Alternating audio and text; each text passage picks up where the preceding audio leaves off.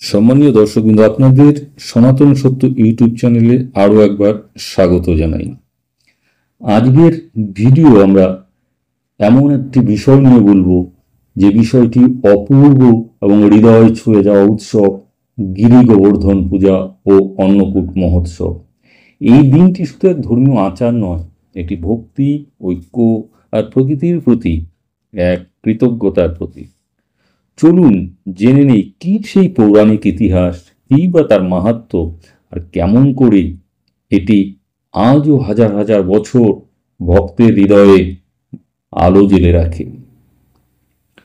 অনেক অনেক কাল আগে বৃন্দাবনের মানুষ দেবরাজ ইন্দ্রের পুজো করতেন, কারণ দেবরাজ ইন্দ্র বৃষ্টি প্রদান করতেন, যা কৃষকদের ফসল ফলানোর জন্য অত্যন্ত প্রয়োজনীয় ছিল।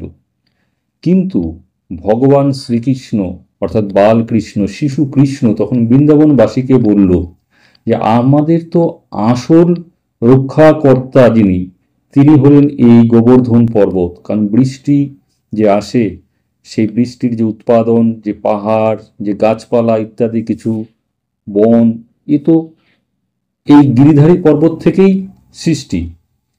তাই তিনি বললেন যে আমাদের উচিত ইন্দ্রের পূজা না করে গিরি গোবর্ধন পর্বতের পূজা করা। তখন বৃন্দাবনবাসীরা বলল যে যদি আমরা দেবরাজ ইন্দ্রের পুজো না করি, যদি তার বিরুদ্ধে যাই, তিনি তো অত্যন্ত ক্রুদ্ধ হয়ে যাবেন, তখন আমাদের কি হবে? ভগবান শ্রীকৃষ্ণ তখন বললেন যে তোমাদের কোনো চিন্তা নেই, আমি রয়েছি। তাই তখন সমস্ত বৃন্দাবনবাসীরা ভগবান শ্রীকৃষ্ণের কথা মতো সমস্ত ভোগ ইত্যাদি ফুল ফল দিয়ে গিরি গোবর্ধন পর্বতের পুজো করলেন। এইদিকে এই খবর পেয়ে দেবরাজ ইন্দ্র কিন্তু প্রচণ্ড ক্রুদ্ধ হয়ে গেলেন। তিনি ঝড় বৃষ্টি এবং তার যে প্রধান অস্ত্র বজ্র, সেই বজ্র নিয়ে কিন্তু 7 রাত 7 দিন ধরে বৃন্দাবনের ওপর কিন্তু একদম প্রচণ্ড তার নির্যাতন চালালেন, তার ক্রোধের বহিঃপ্রকাশ ঘটালেন। এদিকে বৃন্দাবনবাসীরা তো ভয়ে থরথর, তারা তখন ভগবান শ্রীকৃষ্ণের শরণাপন্ন হলেন। ভগবান শ্রীকৃষ্ণ স্মিত হেসে, মৃদু হেসে তিনি করলেন কি, অনায়াসে তার সেই কনিষ্ঠ আঙুল দিয়ে, সে কেনে আঙুল দিয়ে খুব সহজেই গিরি গোবর্ধন পর্বতকে, পাহাড়কে এমনভাবে তুলে ধরলেন যেন সেটি একটা বিশাল ছাতা, এবং তার নিচে সমস্ত গরু বাছুর নিয়ে, স্ত্রী পুত্র সন্তান আদি সবাইকে নিয়ে বৃন্দাবনবাসীরা তার নিচে কিন্তু নিশ্চিন্তে তারা আশ্রয় নিলেন।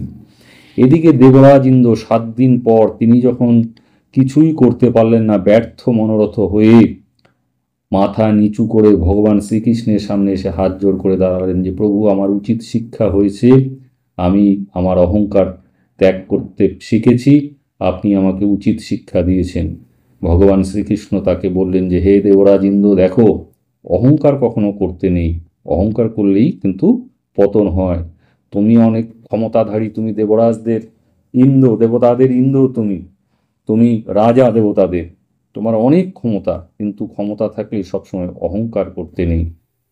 তো যাই হোক, এই ঘটনাকে স্মরণ করেই আজও কিন্তু হাজার হাজার বছর ধরে এই ঘটনাকে ভক্তি এবং বিনয়ের প্রতীক হিসাবে দেখা হয়।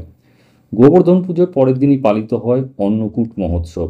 অন্নকূট অর্থাৎ অন্নের পাহাড়, অন্ন বলতে ভাত, ভাতের পাহাড়। তবে এখানে ভাত বলতে শুধু ভাত নয়, সমস্ত ভোগকে বলা হচ্ছে। এই যে ভক্তরা কিন্তু এই অন্নকূট মহোৎসবে কমপক্ষে 56 রকম রান্না করে, ফল মূল ইত্যাদি সহযোগে তারা ভোগ তৈরি করে এই গিরি গোবর্ধন পাহাড়ের মতো করে সাজিয়ে, পাহাড়ের মতো করে উঁচু করে তারা ভোগ সাজান। ভোগ সাজিয়ে গোবর্ধন এবং একই সঙ্গে গোবর্ধনধারী ভগবান শ্রীকৃষ্ণ, অর্থাৎ গোবর্ধন পর্বতকে যিনি ধারণ করেছেন ভগবান শ্রীকৃষ্ণ, তো সে তার আঙুলের মাথায় তার কিন্তু তারা পুজো করেন। তো এই উৎসব আমাদের শেখায় সমতার বার্তা। এখানে ধনী দরিদ্র জাতপাত নেই, সবাই একই ভক্তিতে যুক্ত। এবং পাশাপাশি এটি শেখায় আমাদের যে প্রকৃতির প্রতি আমাদের যে দায়বদ্ধতা। আজকে আমরা এত বছর পরে এই প্রকৃতিকে বাঁচাও, এনভায়রনমেন্টকে নিয়ে এই যে আমাদের সচেতনতা, বিশ্ব জুড়ে আমাদের এই যে উদ্বেগ যে পরিবেশকে বাঁচাতে হবে, না হলে এই পৃথিবী এই বিশ্ব ব্রহ্মাণ্ড নষ্ট হয়ে যাবে, এটা কিন্তু দেখুন কি আশ্চর্যের বিষয়। আজ থেকে হাজার হাজার বছর আগে সনাতন হিন্দু ধর্মে কিন্তু এই সচেতনতা দেখানো হয়েছে এই ঘটনার মধ্য দিয়ে। অর্থাৎ ভগবান শ্রীকৃষ্ণ বুঝিয়েছেন যে তার যে সৃষ্টি, সেই ছোট্ট পাহাড় পর্বত গাছ এবং কি ক্ষুদ্রাতি ক্ষুদ্র যে কীট পতঙ্গ, তাদেরও কিন্তু এই প্রকৃতির প্রতি একটা দায়বদ্ধতা রয়েছে। এবং এই যে আমরা ইকোসিস্টেমের কথা বলি, সেখানে যে সবার যে একটা বাস্তুতন্ত্রের প্রত্যেকের যে প্রয়োজনীয়তা রয়েছে সেটা কিন্তু জানানো হয়েছে। আর এইভাবেই আধ্যাত্মিকভাবে আবার আমাদের সেই মুন্ডক উপনিষদে বলা হয়েছে বসুধৈব কুটুম্বকম, অর্থাৎ গোটা বসুন্ধরাই আমাদের আত্মীয়। সেখানে ক্ষুদ্রাতি ক্ষুদ্র কীট পতঙ্গ থেকে শুরু করে মনুষ্য প্রত্যেকেই আমাদের আত্মীয়। সবাই আমরা এক ভক্তির বন্ধনে ভগবান শ্রীকৃষ্ণের যে বিনিসুত, সেই যে ভক্তির বিনিসুত সেই বন্ধনে কিন্তু আমরা প্রত্যেকে আবদ্ধ হয়ে আছি। তো চলুন, ভিডিওটি যদি আপনাদের ভালো লেগে থাকে তাহলে অবশ্যই ভিডিওটিকে লাইক করবেন, কমেন্ট করবে, ভগবান শ্রীকৃষ্ণের জয় শ্রীকৃষ্ণ লিখে যাবেন এবং আপনার প্রিয় মানুষদের কাছে এটি শেয়ার করবেন। আর অবশ্যই চ্যানেলটিকে সাবস্ক্রাইব করে অল নোটিফিকেশন বেলটি প্রেস করে রাখবেন, যাতে এই ধরনের ভিডিও যখনই আমি নিয়ে আসব আপনার কাছে নোটিফিকেশন চলে যাবে। চলুন, শেষ করার আগে আরও একবার বলি, জয় গোবর্ধনধারী শ্রীকৃষ্ণের জয়।